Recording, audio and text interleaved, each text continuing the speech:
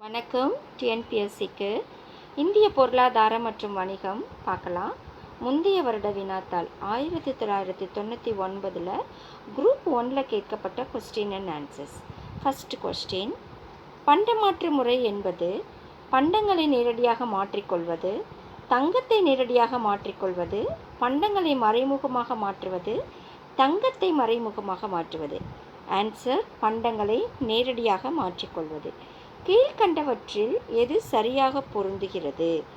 1வது திட்டம், அதாவது 52 to 57, 3வது திட்டம் 64 to 69, 4வது திட்டம் 81 to 86, 8வது திட்டம் 92 to 97. இதில் சரியாக பொருந்துறது எதுனா 8வது திட்டம் 92 to 97. அடுத்த கொஸ்டின், TRYSEM கீழ்கண்ட பிரிவினருக்கு பயிற்சி வழங்குகிறது. எந்தெந்த பிரிவினருக்கு பயிற்சி வழங்குதுன்னா, இளம் விஞ்ஞானிகளுக்கு வேலை வாய்ப்பு வழங்க, கிராமப்புற இளைஞர்களுக்கு சுய வேலை வாய்ப்பு வழங்க, இளம் மாணவர்களுக்கு வேலை வாய்ப்பு வழங்க, இளம் பெண்களுக்கு வேலை வாய்ப்பு வழங்க. ஆன்சர், கிராமப்புற இளைஞர்களுக்கு சுய வேலை வாய்ப்பு வழங்குவதற்காக. TRYSEM காப்பீட்டிறுதி தொகையில் ஒரு குறித்த சதவீத தொகை குறித்த கால இடைவெளியில் காப்பீட்டு பெறுநருக்கு திருப்தி அளிக்க வகை உள்ள திட்டாவணம், குறித்த வயது திட்டாவணம், குறித்த திட்டாவணம், பணம் திரும்ப திட்டாவணம், குழு காப்பீட்டு திட்டாவணம். இதில் ஆன்சர், பணம் திரும்ப திட்டாவணம். வாணிபத்திற்கு உயிரோட்டம் ஊட்டுவது யாது? ஏற்றுமதி, இறக்குமதி, வேளாண்மை, வர்த்தகம், தொழில். ஆன்சர், வர்த்தகம். அடுத்த கொஸ்டின், கீழ்கண்டவற்றில் எந்த ஒன்று மட்டும் சரியாக பொருந்துகிறது?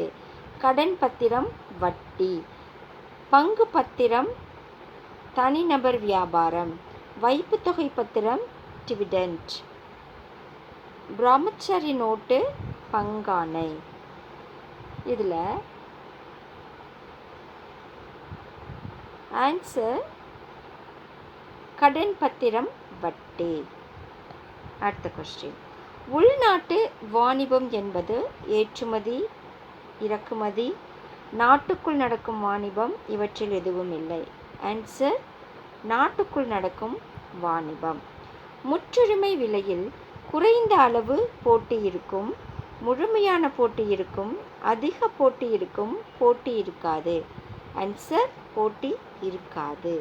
அடுத்த கொஸ்டின், வாணிபத்திற்கு உயிரோட்டம் ஊட்டுவது ஏற்றுமதி, இறக்குமதி, வர்த்தகம், வேளாண்மை, தொழில். ஆன்சர், வர்த்தகம். அடுத்த கொஸ்டின், சர்க்கரை ஆலை தொழிலை இதன் கீழ் வகைப்படுத்தலாம்.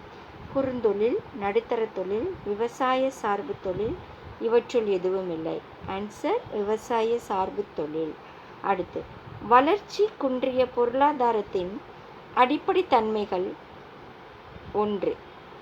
70% முதல் 90% வரை மக்கள் வேளாண்மையை சார்ந்து இருத்தல், அதிகமான முதலீடு விதம், குறைந்த மக்கள் தொகை, இவற்றுள் எதுவும் இல்லை.